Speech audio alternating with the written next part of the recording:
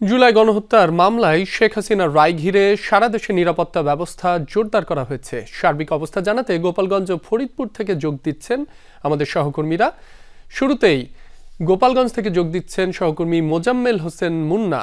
মুন্না, গোপালগঞ্জে আইন শৃঙ্খলা বাহিনীর তৎপরতা কেমন দেখছেন? সার্বিক পরিস্থিতিও জানাবেন।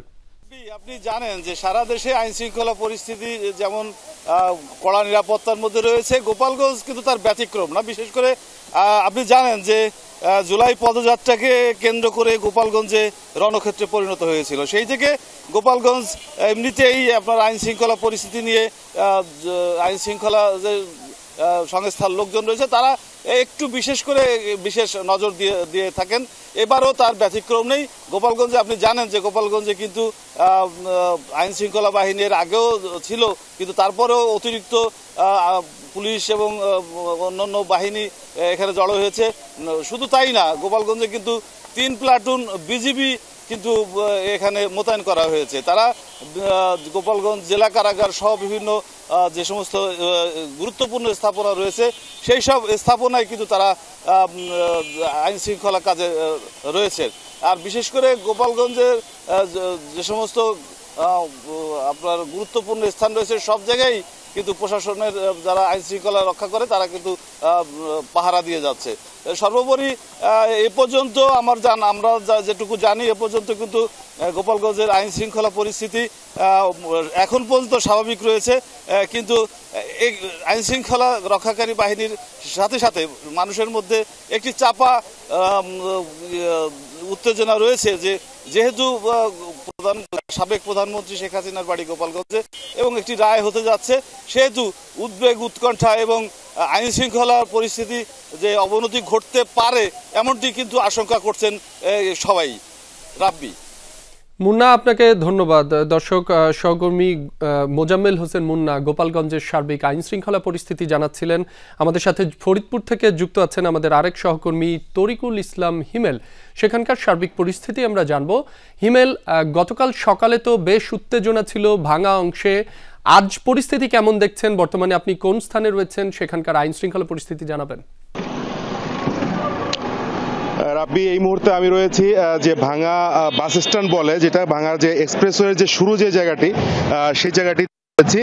আর পরিস্থিতি যেটি বললেন সেটি এক কথায় যদি বলি যে পরিবেশ স্বাভাবিক, আইন শৃঙ্খলা রক্ষাকারী বাহিনীর নিয়ন্ত্রণে পুরো পরিবেশটি। আমি আপনাকে যদি একটু দেখানোর চেষ্টা করি যে আইন শৃঙ্খলা বাহিনীর উপস্থিতি এবং তাদের যে নিরাপত্তার ব্যবস্থা পুরো উপজেলা জুড়ে, সেটি যদি আপনার মাধ্যমে একটু দেখানোর চেষ্টা করি। কিছুক্ষণ আগে কিন্তু এই জায়গাটিতে ঘুরে গেছেন ঢাকা রেঞ্জের ডিআইজি রেজাউল করিম মল্লিক এবং তিনি আমাদের সাথে কথা বলেছেন। তিনি যেটি জানিয়েছেন যে গত 13 তারিখে যে ঘটনাটি ঘটেছে সেভাবে আজকে কোনোভাবেই মহাসড়ক অবরোধ করতে দেওয়া হবে না এবং নিষিদ্ধ আওয়ামী লীগের কোনো কর্মীকে মহাসড়কে অবস্থান নিতে দেওয়া হবে না এবং তার জন্য যা যা করা প্রয়োজন পুরো প্রস্তুতি কিন্তু পুলিশের এবং আইন শৃঙ্খলা রক্ষাকারী বাহিনীর রয়েছে।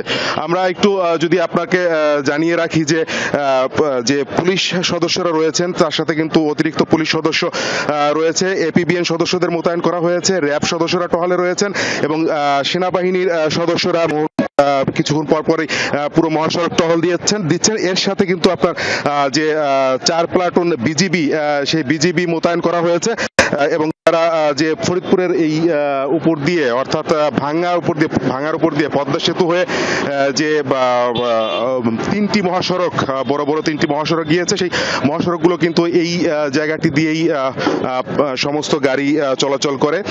সেই মহাসড়কগুলির নিরাপত্তা এবং যাতে কোনো ধরনের কোনো অপ্রীতিকর ঘটনা বা মহাসড়ক অবরোধের মতো ঘটনা যাতে না ঘটে, সেই বিষয়টি দেখার জন্য বা দেখভাল করার জন্য কিন্তু এই আইন শৃঙ্খলা রক্ষাকারী বাহিনীরা কাজ করছেন এবং সকল বাহিনীর সমন্বয়ে কাজ করছেন। আমরা সকাল থেকে বিষয়টি দেখেছি। এছাড়াও কিন্তু জেলা প্রশাসনের নির্বাহী ম্যাজিস্ট্রেট, 4 জন নির্বাহী ম্যাজিস্ট্রেটের নেতৃত্বে একাধিক ভ্রাম্যমাণ আদালত মহাসড়কে কাজ করছে যে কোনো ধরনের পরিস্থিতি মোকাবেলায় তারা যেন তৎক্ষণাৎ ব্যবস্থা নিতে পারে এবং সেই বিষয়টিও তারা দেখছেন।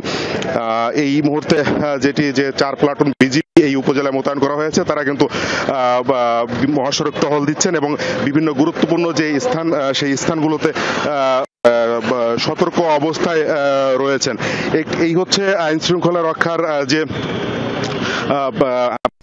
দর্শক, শেখ হাসিনার রায়কে ঘিরে সারা দেশেই নিরাপত্তা জোরদার করা হয়েছে। গোপালগঞ্জ ও ফরিদপুর থেকে সেই খবরাখবর জানাচ্ছিলেন আমাদের সহকর্মীরা।